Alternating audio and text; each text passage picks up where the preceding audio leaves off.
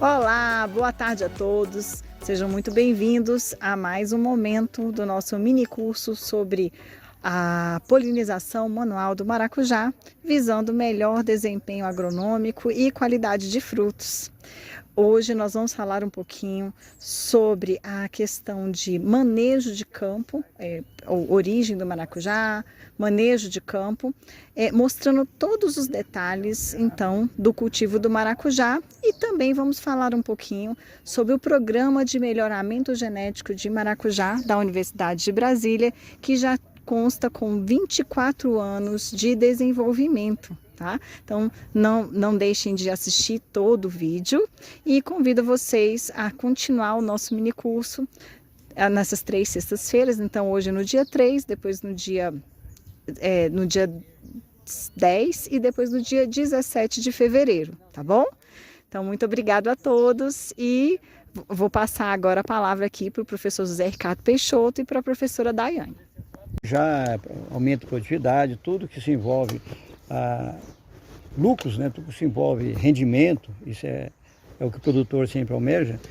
A palestra da Daiane de manhã, né? Vocês vão ter mais ainda momentos, ainda outros momentos, mas nesse momento exatamente a gente vai falar um pouquinho do programa de melhoramento nosso, né, genético, financiado pelo CNPq desde 1º de agosto de 2000. 1º de agosto vai fazer 23 anos. O CNPq, o Conselho Nacional de Desenvolvimento Científico e Tecnológico, nunca faltou com recursos e bolsas. Isso é muito importante. Então, um programa que tem também parceiros, que é a Embrapa, né? Embrapa Cerrados, o Dr. Nilton Junqueira, o Dr. Fábio Faleiro. E é um programa já, vamos dizer, consolidado. E a gente tem aqui material hoje, o maracujá tem maracujá morrendo e tudo mais. Está na hora, ele está sem nenhum manejo fitossanitário, zero. Ele só tem armadilha para praga, mais nada. E dura mais do que um maracujá pulverizado no campo. São linhagens que a gente tem, né, guardado na câmara fria, não podemos passar para ninguém essas linhagens, porque delas que a gente vai fazer os híbridos, né? Então nós temos hoje centenas de linhagens que darão origem aos híbridos. Está tudo guardado, tudo semeado lá na estação biológica, onde tem várias estufas, né? E os estudantes todos participam desse projeto. E a gente tem vários ciclos de seleção aqui na Fazenda Água Limpa, né? São mais de 20 anos fazendo ciclo de seleção sem usar nenhum defensivo agrícola. Ou, como diz popularmente falando, agrotóxico, né? Nada, é zero. Então a gente planta várias vezes no mesmo local para que as doenças aconteçam bastante, né? Imagina, você vai para um local no hospital onde está cheio de Covid, você não vai ficar lá sem máscara, não vai nem passar perto, né? Apesar que agora já está tranquilo, a situação já está contornada, né? Mas onde tem uma bactéria no hospital, está cheio de bactéria resistente a antibiótico. Então aqui nós temos todas as doenças e as pragas.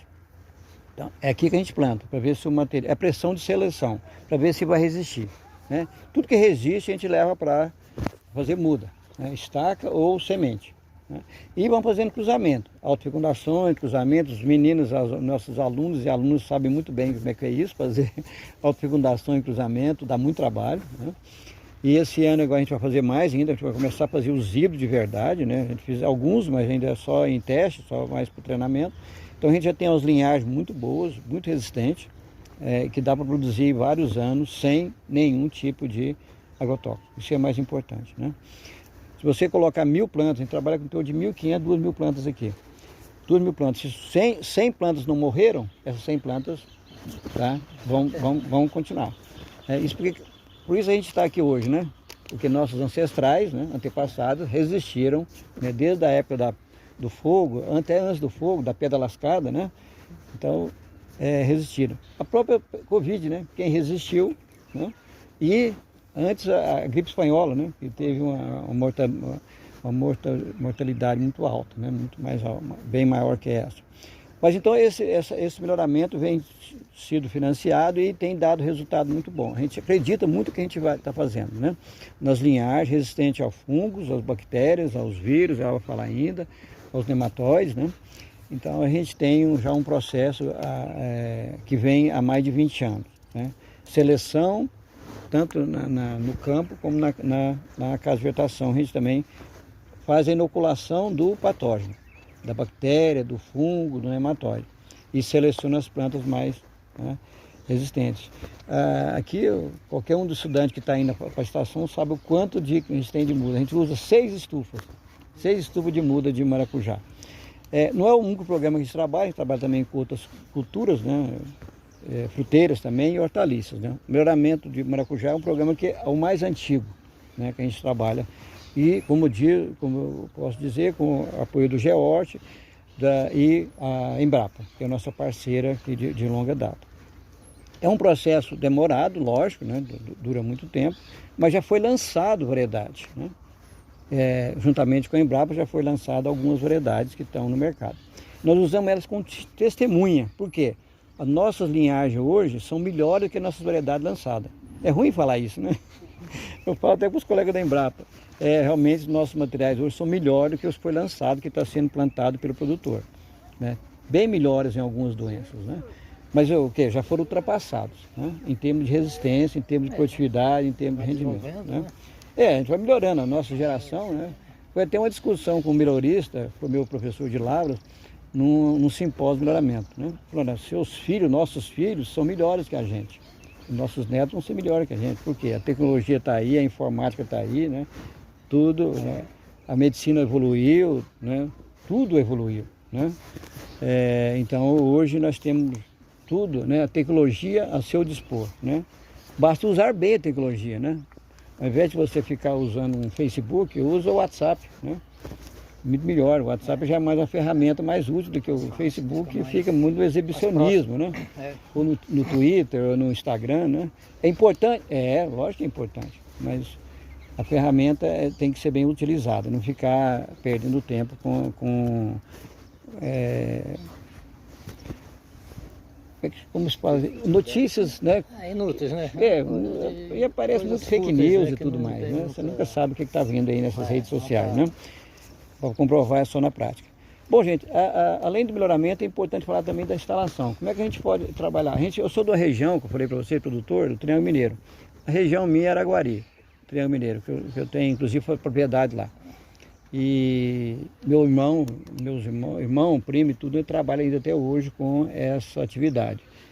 Frutas e hortaliças. Fruta, basicamente, é maracujá que a gente tem na região lá, que é uma das melhores culturas, né? Na região. Lógico, tem café, tem... o Triângulo Mineiro tem laranja, né? Mas está ali perto de São Paulo, que tem mais ainda, né? E tem outras fruteiras também, né? Tanto é que a indústria Maguari, da fruta e tudo mais, processa caju, goiaba, maracujá e citros e tudo mais. Então a espaldeira é um sistema que a gente tem utilizado, mas temos também na região, né? Aqui no Brasília eu não conheço um ou outro caso, mas sistema de latada, sistema de parreira, né, que eles falam. Ou seja, essa aqui é vertical, a outra é horizontal, né? Utilizado para uva também. É um sistema muito bom também de trabalhar. Só que a pulverização fica um pouco mais dificultada, mas consegue fazer, deixa uma espaldeira muito larga e tudo mais. Porque aí vai tendo mais problema de doença, problema de manejo, problema de operacional. Mas você tem, em termos de maracujá, é comprovado. A produtividade na latada, na parreira, é maior. Os frutos, se olhar de baixo, em vez de você ver carne de uva, você vai ver maracujá, né? Bastante. É um sistema realmente alternativo muito bom. Por que a gente utiliza espaldeira? Porque para nós aqui, para não ficar misturando muito as variedades, as linhagens, né? É melhor usar a espaldeira mesmo, né? E a altura boa seria 2 metros. A gente está usando em torno de 2 metros. Eu estive no campo semana atrasada e um produtor grande aqui na região no Curral, Capão das Negras. Aqui para frente, indo para Água Fria, não sei se vocês conhecem, tá? Depois de Planaltina, né? Tem a estrada para Formosa, para a esquerda. Você vai para Água Fria e vai para São João da Aliança. É uma região ali que é bastante produtiva em hortaliças e frutas. E visitei um produtor, a gente está sempre visitando os produtores aqui, né? Para buscar doença, buscar inóculo, né? Isolados e tudo mais. Ele planta espaldeira, planta bastante maracujá, mas bem baixo. Já comentei com ele, está muito baixa a sua espaldeira, tá? Tá, Joab, mais ou menos da sua altura, assim. Pode plantar mais alto? Pode. Por quê? Tem maior produtividade, né? Inclusive, já foi feito estudo na Universidade Federal de Uberlândia, eu participei até da banca. O estudante de pós-graduação, fez várias alturas de espaldeira e testou mesmo material genético. A produtividade da espaldeira mais alta, lógico, você tem uma, né? Você tem mais... Porque o sistema de formação aqui não tá bem desenhado, está cheio de botão floral, né? Vai ser assunto das próximas capítulos, né? Esses botões florais, né? Olha, esse aqui já abriu ontem, esse vai abrir hoje, né? Vai abrir meio-dia, tá? Mais botão floral e tudo mais. Então o que você faz? É o sistema que a gente chama aqui a planta ali à frente. A planta vai crescer, você desponta ela aqui, ela vai sair galhos, ramos para a lateral, né? Até a próxima planta. Na próxima planta, o que você faz? Desponte também e as ramas vão descendo e formam uma cortina. É muito importante essa direção de formar a cortina, ou seja, você tem um desponte na ponta, a planta vai soltar ramos laterais, né? Normalmente ela solta ramos laterais até sem desponte. Quando toca na outra planta, você desponta também, tira o ponteiro, né? E ela vai emitir ramos laterais. A gente fala um pouquinho sobre isso, eu mostrei uma foto para eles lá. Que bom, que bom. Dá os ramos. A partir do desponte você vai fazer com que a planta, né? E veja bem, gente, esse sistema de espaldeira é um sistema que você pode colocar 2 arames ou um só. Isso que também é possível trabalhar com um arame só, tá?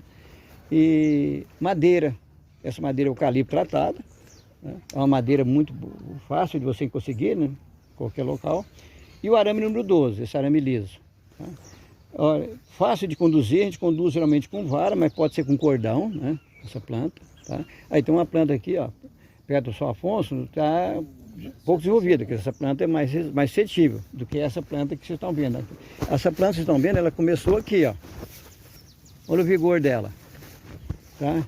Ela está aqui já há algum tempo, né? E tem doença, dá ainda para falar sobre doença, não hoje, né? No momento, mas ela está sobrevivendo e tem fruto, né? Tem fruto, tem flor, bastante botão, ó. Tá? Quer dizer, um material que a gente tirou a linhagem dela, tem fruto recém-vingado. E é interessante que a gente, como melhorista, sempre está olhando material bom, né? Aliás, todo mundo tá vai escolher, né? Melhor, né? Você vai na gôndola das frutas, das hortaliças, você escolhe o melhor tomate, a melhor laranja, a melhor maçã, né? Sempre deixa, né? Às vezes apalpa um pouquinho, né? Amassa um pouquinho. Até a cebola, o alho você escolhe, né? Então a gente está sempre escolhendo. Então todo leigo é melhorista, porque está sempre selecionando, né? Sempre a natureza humana, né? A natureza humana, né? Você quer sempre o melhor, né? Você não existe, a seleção ela é constante, né? Bom, então esse sistema de espaldeira é um sistema que funciona bem, o sistema de latada, tá? Para instalação. A cova. Você vai falar um pouquinho também sobre a cova, né? Eu falei que a gente faz aqui a adubação, né, do plantio. Geralmente, às vezes, os meninos fazem aqui na cova, porque depende se fez na área ou não, né? E aí a gente faz a adubação quinzenal, né, acompanhando, e a fertirrigação. Exatamente. Quando você tem tudo mecanizado, antes de fazer a espaldeira, você passa um sulcador. Facilita muito para você fazer a cova. Você já ganha um certo espaço, né, área já. Porque você faz a cova ali, essa cova pode ser feita também com mecanizado, né? Com o perfurador, fácil de fazer, ou se não com enxadão, né? 40 por 40 centímetros por 40 centímetros seria um tamanho ideal, né? Pode ser um pouco mais, um pouco menos. E a adubação não quer que fale hoje não, né? Deixa a adubação para você falar depois. Eu não dei muita ênfase nisso que eu falei para eles, porque a questão, eu até coloquei um exemplo, né, da adubação que eu usei aqui na área, mas é porque vai depender muito da análise de solo, os valores mudam, né? É só para eles terem uma noção de como é que funciona. Tá, então o que a gente usa aqui? Que a gente usou meio quilo de superfosfato simples e meio quilo de termofosfato, que é o iorim. Por que os dois? Porque o termofosfato tem magnésio também, e além de cálcio e fósforo, e boro e zinco. E o super simples tem o quê? Fósforo, cálcio e enxofre. Então você, juntando 2 produtos na base, 2 fontes de fertilizantes, você vai ter vários nutrientes. Isso no plantio. Além disso, a gente faz correção do solo, lógico, com calagem, né? Com análise de solo, como diz o Daiane aqui. Essa correção é feita de acordo com a análise de solo. Além da correção na área toda, a gente faz correção na cova também. No fundo da cova é colocado calcário. Como é que é esse cálculo? Se a adubação na área total deu 2 toneladas por hectare de calcário, 2 toneladas, você vai colocar 200 gramas equivalente. 200 gramas equivalente a 2 toneladas por hectare em área total. 200 gramas de calcário no fundo. Mistura o calcário com terra. Depois, a outra parte é terra com adubo e esterco, matéria orgânica. Então, são 2 misturas. Calcário, 40 centímetros. Você coloca pelo menos ali, ó, 20 centímetros de calcário com terra. A parte de baixo, ela não fica bem corrigida, né? Calcário demora. A não ser que você use gesso. Se você usar gesso, aí vai descer, vai carrear as bases. Aí sim, aí corrige a parte de baixo. Mas gesso existe pouco estudo em maracujá. Aliás, pouco estudo é a maior parte das culturas, né? Qual é a dosagem de gesso? Depende também da análise de solo. O gesso tem uma vantagem muito grande, que é de carrear bases para, além de fornecer também, né, nutrientes. Nós temos um experimento aqui na banana com gesso. 2 ensaios com gesso, doses de gesso, além de doses de água também. Tem de dar bom resultado com gesso, né? Que além de fornecer nutrientes, fornece também, carrega base também. Bom, então a adubação é feita então com superfosfato simples, a gente faz, com micronutriente, a gente usa o FTE, BR12, em torno de 30 a 50 gramas por cova, e cloreto de potássio. Cloreto de potássio a quantidade é pequena também, na base, porque ele é mais para cobertura, tá? Então na cova 50 gramas de cloreto de potássio já é suficiente, tá? E matéria orgânica. Qual a quantidade de matéria orgânica? Depende da matéria orgânica. Se for esterco de curral, pode jogar de 20 a 40 litros por cova. 20 litros tá de bom tamanho? Tá. De esterco de curral. Se for esterco de galinha, pela metade. Torre de mamona, metade disso.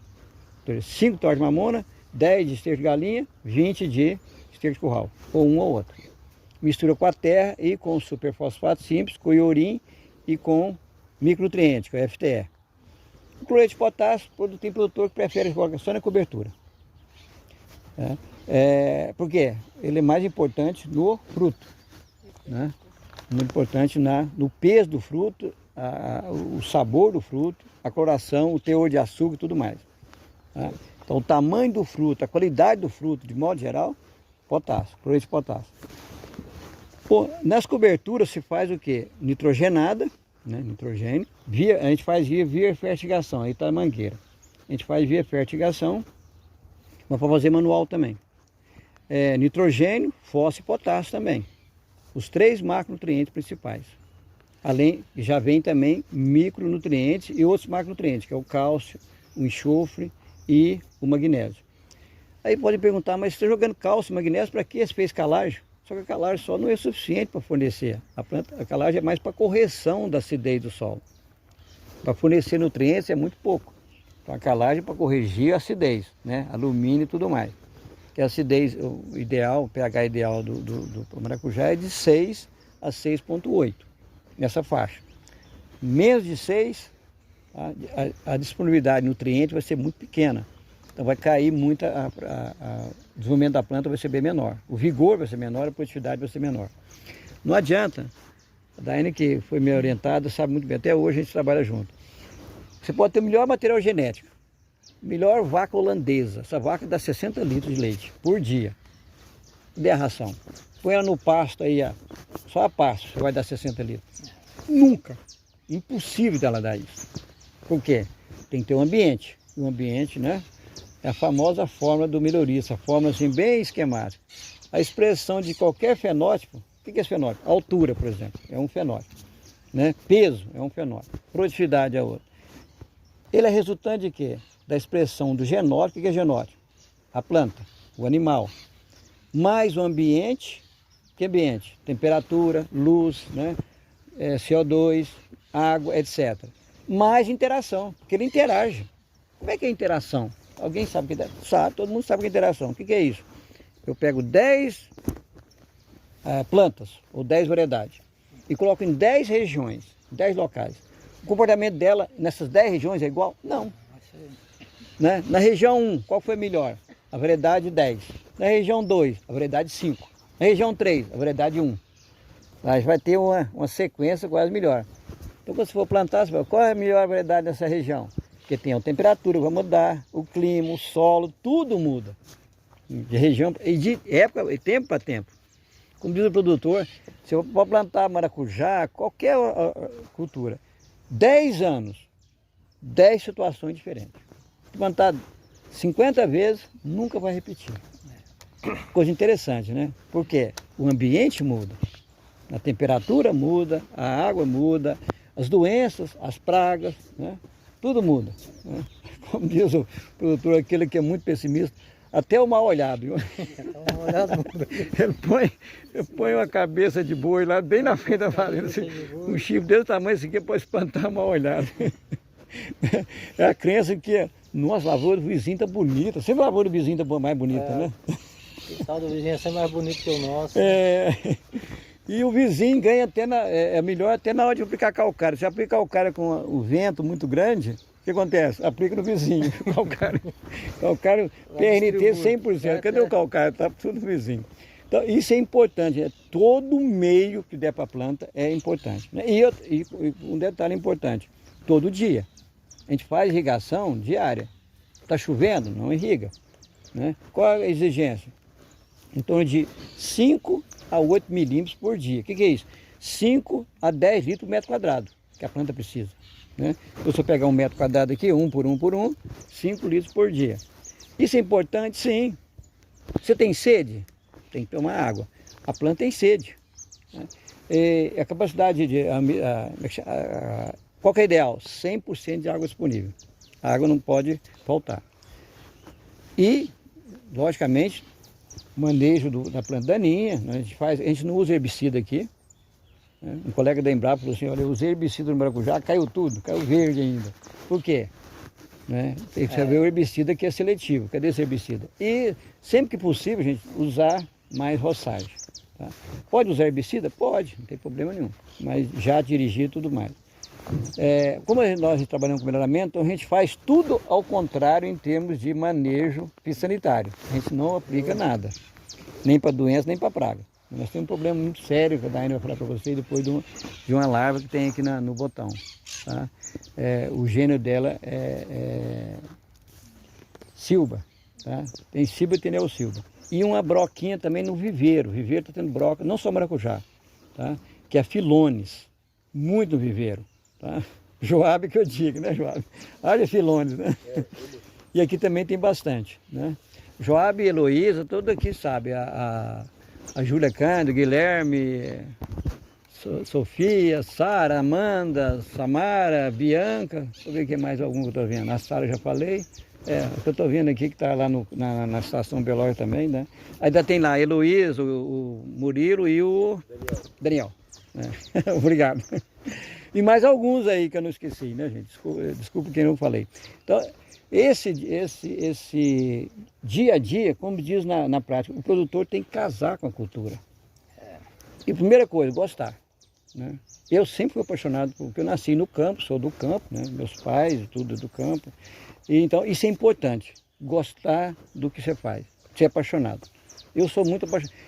Se eu começar a falar muito do produtor, o que o produtor faz hoje, o que é sentir na pele, você tem que parar que você começa a emocionar. Porque realmente, você vê, 2 anos de pandemia, qual a pandemia tem na agricultura, na pecuária? Nada. Simplesmente foi, olha, top. Só coisas, resultados, né, muito promissores. Né? E, graças a Deus, a gente está tendo financiamento, eu também tenho financiamento, é importante todo o crédito agrícola, a política agrícola. Mas... para fechar, como é que está meu tempo aí? Tem tempo, né? Vamos ver. 11h15. Eu queria só aproveitar... Pode ficar à vontade. Porque a gente falou de algumas coisas lá dentro e que a gente consegue ver, né? Eu tinha falado para eles que conforme o produtor conduz a área dele, aqui, por exemplo, a gente já consegue ver, acho que os meninos roçaram recente, né? A mangueira de irrigação, ela tá lá, né? De gotejo, tá mas aqui. Porque os meninos mexem na área quando tá fazendo roçagem, mas ela passa aqui, né? Lá na frente vocês conseguem ver que ela tá bem no pezinho da planta, né? A questão, né, dos morões que a gente viu aqui, né, do distanciamento, aí aqui entre o morão, né, e o próximo lá, a gente consegue colocar aqui 3 plantas, né, que eu tinha falado. Se não me engano, daqui até o outro era 6 metros, né, então a gente tem um distanciamento aqui de aproximadamente 2 metros entre as plantas, tá? E a gente tem um exemplo de uma muda aqui, né, menor, a gente tem um exemplo de uma muda menor aqui, pequena, que seria a condução inicial. Segura aqui, Zé, por favor. Que aí a gente tem a muda, como eu falei, você vem amarrando ela aqui, né? E a ideia é que ela fique o mais próximo possível aqui do tutor. A gente vem amarrando até ela atingir o fio, né? E fazer a poda, como a gente viu lá e o Zé acabou de explicar para vocês. Então a gente vai fazendo esse amarrio e tirando esses ramos, alguns ramos ladrões aqui, né? Pra gente dar prioridade para ela atingir esse fio, tá? E aí a gente vai fazendo sempre esse amarrio para que a gente não deixe a muda no solo, né? E outro ponto que a gente falou lá também que eu achei interessante reforçar é que a gente deixa sempre o solo coberto aqui, né, Zé? A questão de proteção do solo, de erosão e tudo isso também até acaba protegendo os frutos porque o solo está coberto, né? Com a questão de doenças que podem estar no solo, tá? Que mais? A gente tem a parte de condução que a gente falou, né? Aqui a gente usa 2 fios, como o Zé, a gente falou lá na sala também, 1 ou 2. A gente dá prioridade aqui no caso da fazenda para a gente atingir o segundo para fazer as podas, né? Então poda em cima, ele vai dar os 2 ramos laterais, aí depois poda os 2 ramos, né, que estão nascendo no fio para descer a cortina, né? Que mais a gente vai? Você quer mostrar a flor? Mas tem flor aberta? Posso, sim. Professor, toma aqui. É importante, quando a Daiane falou da questão da condição, essa desbrota, tirar o broto lateral, ela é feita semanal. Toda semana tem que tirar broto porque ele vai soltar muito broto. Então você vai conduzindo, amarrando, né? Pode amarrar só um fio ou pode colocar o tutor, tá? Agora, aqui ao lado de vocês estão vendo uma parcela de um tutor no outro, não tem nenhuma planta. Por quê? Essa linhagem é suscetível. Ou seja, quem não é resistente morre mesmo. Não vai, você não vê nem o resto cultural da planta, porque ela é suscetível. Essa aqui é porque ela é resistente. Então está bem perceptível o que é bom e o que não é tolerante ou resistente à doença, né? Bom, mostrar aqui para vocês, gente, um botão floral. Um botão floral, uma flor. Enquanto o Zé vai abrindo, só não sei se você já conhece, isso aqui é a goiaba roxa. Eu tenho o pé dela lá cá, mas Sim. não está vingando. Aqui também é o pior, é a condução dela que é diferenciada e a gente não estava fazendo a parte de adubação. E você deu sorte aqui, ó, pegou uma com a lagarta. Com a lagarta. Essa lagarta aqui, ela é muito importante para a cultura. É uma prova de que... Mostra aqui, professor, na câmera. É uma prova de que a gente não usa nenhum defensivo, ó, dentro do botão floral, tá? É a silva, tem a silva e a neosilva, que é o gênero silva. Eu tirei ela de dentro, olha, ela está esperta. Ela saiu de dentro do botão floral. Deixa eu ver se tem outra aqui. Dentro do ovário, na verdade, aqui, ó. Me dá outra flor, Michele, dentro do ovário. Vou mostrar aqui todas as partes da flor. Deixa eu só, antes da gente destruir essa, professor, que é importante, eu estava falando da parte botânica lá para os meninos, que a gente falou um pouco, e aqui a gente consegue ver que essas são as sépalas, né? Ela tem a parte posterior verde, aqui dentro ela é branquinha, tá? E aqui a gente já tem a pétala, né? Que ela é mais delicada e ela é branca nas 2 faces, né? E aí eu vou deixar o Zé destroçar aqui. Deixa eu... Aqui tem as fímbrias, né? Que a gente viu também, ó, os filamentos. Bom, aqui, tá vendo aqui o ovário destruído? Eu vou mostrar um ovário que não está destruído. Aqui, ó, um ovário que não está destruído. Ó. Olha, o ovário perfeito. Ó. Tá, eu vou falar todas as partes aí, esse é o ovário. Então, gente, o maracujá ele tem aqui, ó, 3 estigmas, às vezes você encontra até 4 estigmas. Estigma, aqui que vai chegar, depositar o pólen. Aqui, ó, está a antera. A antera tem pólen. Quando eu coloco aqui dentro, eu estou fazendo autofecundação no próprio, mas o maracujá, ele a Daiane vai falar mais para frente, ele é autoincompatível. A gente consegue quebrar essa autocompatibilidade, porque a gente precisa quebrar. Bom, então tá, a antera produz o pólen, né? Essa antera é formada olha, tem um filetezinho aqui, ó.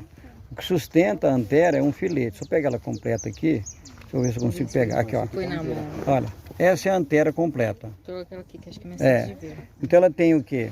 Antera, tá? Tem um conectivo e um filete, tá? O que conecta ela à antera, tá vendo? Aqui na antera tem o que? A produção de pólen. Essa é a parte masculina, tá? Aqui é a parte feminina. Essa é a parte feminina, ó. Estigma, estilete, o ovário aqui embaixo. Vê se Não consegue tirei não. arrancar ele. É, esse aqui é o ovário. Arranca, pode arrancar? Arranca o ovário com tudo. Tá, vou arrancar. Não, vou arrancar não, por enquanto eu vou falar outras partes. Então, estigma, estilete e ovário. A parte feminina, então, são 3 partes. Estigma, estilete e ovário, tá? O aparelho reprodutor feminino forma o gineceu. O masculino forma o androceu, tá? Então, todas as anteras formam completa androceu. O estigma, estilete e ovário, tudo junto, forma o gineceu, tá? Gineceu. Agora, aqui na flor ainda tem mais partes aqui, ó. Isso aqui vocês estão vendo, ó, é o androginófilo, onde eu estou pondo o dedo, chama androginófilo. Aqui é a corona. Aqui é filamento da corona. Corona, tá? Não é carona não. Tá? Então são filamentos da corona, tá? Então a corona é onde fica esse, tá vendo? Isso aqui é a corona. Tá? O que envolve aqui chama corona. Ó, corona, tá vendo? E aqui é o filamento da corona. Aqui é o androginófilo, tá? Aqui, olha, é o pedicelo, essa parte aqui embaixo aqui é o pedicelo, aqui é o pedúnculo. Pedúnculo, pedicelo, androginófilo, cada nome, né? E ela já mostrou então as pétalas e as sépalas. As pétalas são brancas e as sépalas são verdes, né? As sépalas formam o cálice e as pétalas formam a corola. É nome demais, né? Uma flor tem tudo isso. Maracujá, gente, é a flor da paixão, tá? Por quê? Lembra, tá? Coroa de Cristo direitinho. O Fábio Gelar Paleiro, ele é expert, tem até uma música que ele compôs, né? Da flor da paixão. É a flor, né? Que simboliza tudo do catolicismo, da igreja, vamos dizer assim, né? Mas isso tem parte por parte, o que significa cada parte e tudo mais. Depois, se vocês quiserem vir coloca no Google lá que aparece tudo. Ah, né? essa aqui que tá. Olha, tá linda essa dele, ó. Ô, Joab. Sim. O Joab tem um apelido, não vou falar o apelido dele, não. É o Johnny. Porque a lagarta que ataca. A lagarta não. Na verdade, a lagarta põe ovos, né? A Johnny Júnior.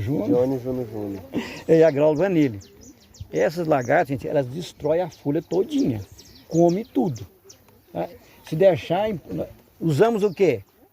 Matamos com a mão. Fala a verdade. É ou não é? Quantas vezes você já matou? Um monte de vezes, não estava contando. Pega a folhinha, põe no chão e esmaga. Químico, zero. É deficiência de quê quando ela ataca? Hã?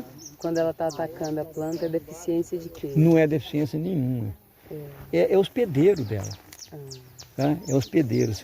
Boa pergunta, ótima pergunta, tá? Porque as doenças, a maior parte do problema das doenças é deficiência. Mas a grande responsável pela a genética da planta. Ela é resistente, não é? Né?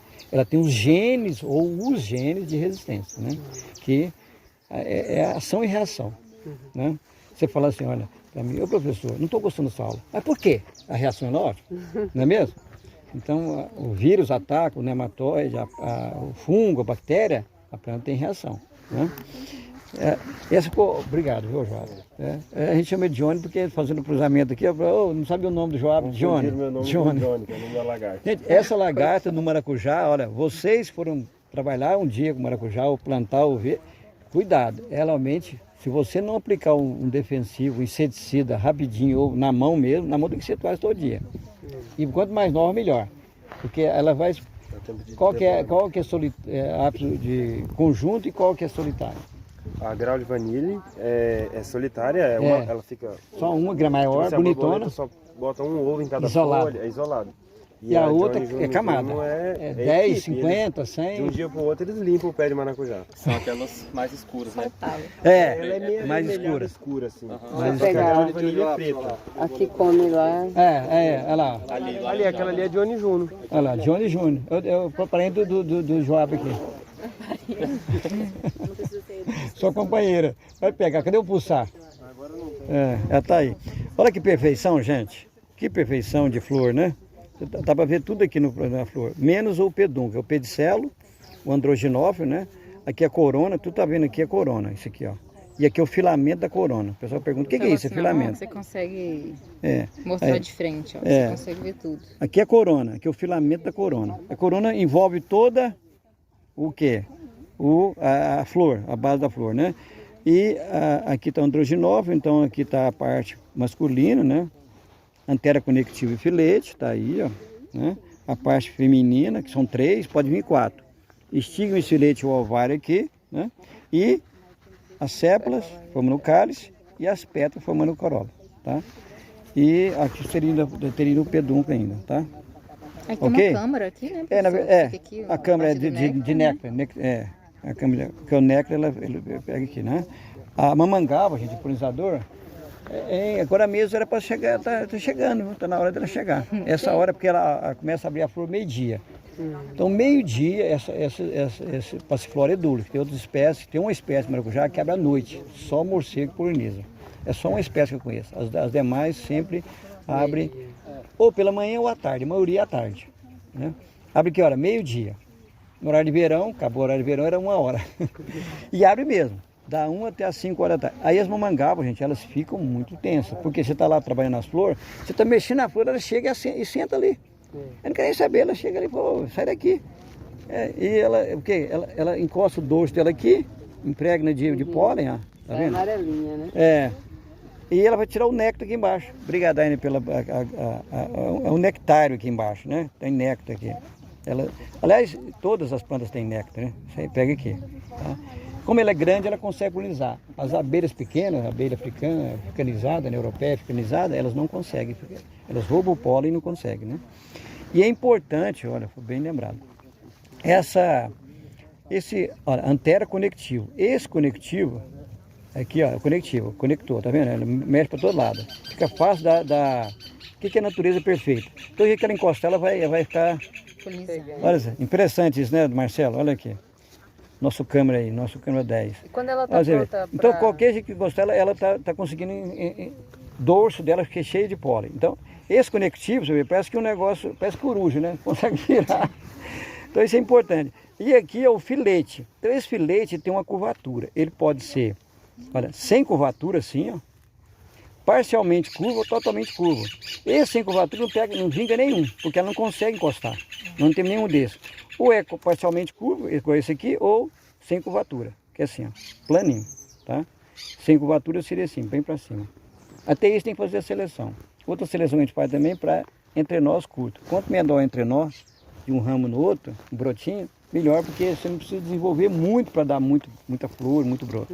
Um espaço menor você consegue. Espaço menor, exatamente. Né?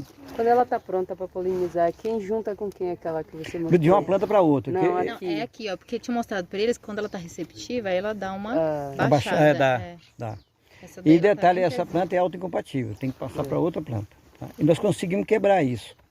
Mas com muito, cortando aqui tem um portezinho, tem um horário das 10 às 11 até meio-dia, que é o melhor horário, mesmo assim o vingamento é baixo. Então, por que você quer autofecundar? Aí a parte genética, melhoramento, é uma parte mais complexa, obter linhagem. Né? Até agora no Brasil, nós temos linhagem e parece, é uma dúvida se a Universidade de Viçosa tem. Só, até agora. Isso talvez no mundo, não é fácil conseguir não, é complicado. Pioneiro aí, não? Pioneiro, nessa linhagem. E se você tiver linhagem, você tem bons híbridos. Né? O híbrido, melhor híbrido de linhagem. Híbrido de variedade não é bom, é muito ruim, ele é muito variável e pouco vigor. Híbrido de linhagem é o híbrido dos sonhos. É mais Né? estável, né? Ou seja, são duas pessoas, como se fossem dois humanos ou duas plantas que se complementam em tudo. Esse é o híbrido melhor. Tanto é que a gente usa para, né? Cadê Michele? A parte molecular, caracterização molecular, para ver a distância genética. Qual que é o melhor híbrido? Aquele que tiver maior distância genética. É o contrário da raça humana. Você não vai, né, arrumar uma namorada se não tem nada a ver com você. Nas plantas, no melhoramento vegetal, é o contrário. Quanto maior a distância genética, melhor o vigor híbrido. Gente, e esse vigor híbrido na prática é impressionante. Você pega os pais e diz, mas esse pai é tão ruim, tão feio. Olha o híbrido aqui deles. Ó, 10-0. Por quê? Complementou. Simplesmente um complementou o outro. Né? Onde um é fraco numa resistência ou numa característica, o outro é bom. Então você complementa. Mas não pensa isso não, que vai dar certo no seu, na sua vida pessoal não. Tá? Porque na verdade é isso, né? Porque aquilo que você tem de não é a qualidade, não é uma virtude, vamos dizer assim, né? A outra tem. Você fala, poxa, eu vou ter aquela virtude que não tem, porque eu não tenho, né? Mas tem também o contrário. E as plantas é assim, a planta e de modo geral, né? Agora os animais, que a gente faz cruzamento, eu não, os melhoristas de animal, eles fazem isso, né? Pega mais distante, porque não tem problema, o animal não vai. Não é mesmo? Quanto sêmen de bovino, suíno está guardado aí pro resto da vida, só suíno top, né? A inseminação artificial em animais é uma coisa, né, fantástica, né? E é importante porque consegue nitrogênio ali guardar por muito tempo. Mas no nosso caso não, podemos até guardar o pólen, né? Sílica gel e tudo, mas ele perde viabilidade. Então a gente vai trabalhar com ele toda hora. E vocês vão poder fazer essa polinização aqui, tá, gente? Aí no dia da polinização, né, professor, tem um horário que é melhor, a gente vai inverter, vocês vão vir para o campo mais cedo um pouco, porque as abelhas, se vocês observarem, elas não estão muito aqui agora. Porque mas quando daqui a muito... pouco tá. Quando vai chegando meio-dia. Quando tá muito quente, elas não gostam muito, né, professor? Mas a mamangava vai. A mamangava ainda vai. Mas aí vocês vão ver Diminui direitinho, um pouco, diminui. Né? Gente, aí o professor mostrou para vocês, mas eu quero que daqui a pouco, quando o professor, vocês entrarem um pouquinho no campo, para ver as plantas do maracujá. Vamos. Vamos lá, né, Vamos lá, professor? um Lá o pouquinho. professor vai mostrando.